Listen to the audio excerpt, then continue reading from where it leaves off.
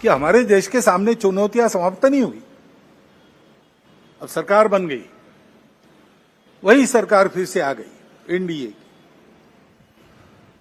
अब ये ठीक है, पिछले 10 वर्षों में बहुत कुछ अच्छा हुआ है।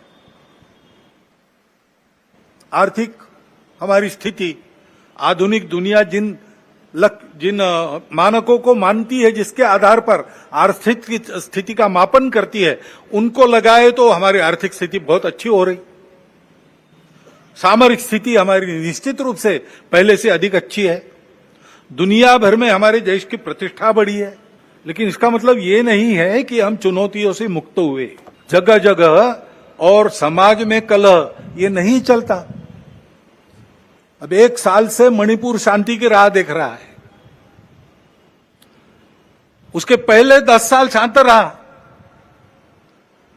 पुराना गन कल्चर समाप्त हो गया ऐसा लगा, और अचानक जो कलह वहां पर उपज गया या उपजाया गया, उसकी आग में अभी तक जल रहा है, त्राही त्राही कर रहा है। कौन उस पर ध्यान देगा?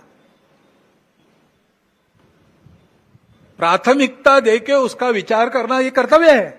जिस प्रकार प्रचार के दौरान हमारे करने से समाज में मनमुटाव बढ़ेगा, 2 गठ बटेंगे, आपस में शंका संशय उत्पन्न होगा, इसका भी ख्याल नहीं रखा गया, और विनाकारण संघ जैसे संगठनों को भी उसमें खींचा गया।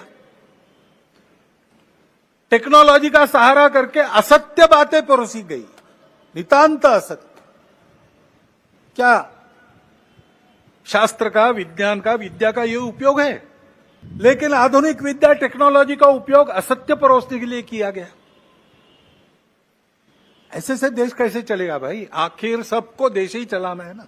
और चुनाव प्रचार की या चुनाव में जो होता है उसकी बात ऐसी है, वास्तव में तो प्रजातंत्र की अनिवार्य आवश्यक प्रक्रिया है, और उसमें 2 पक्ष रहते हैं, इसलिए स्पर्धा रहती है।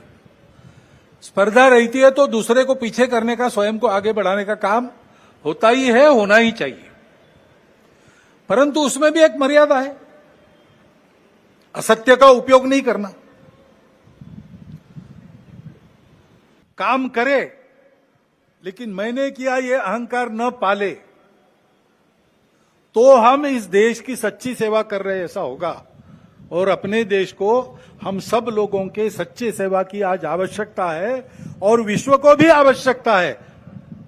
भारत का वो जीवन ध्येय है।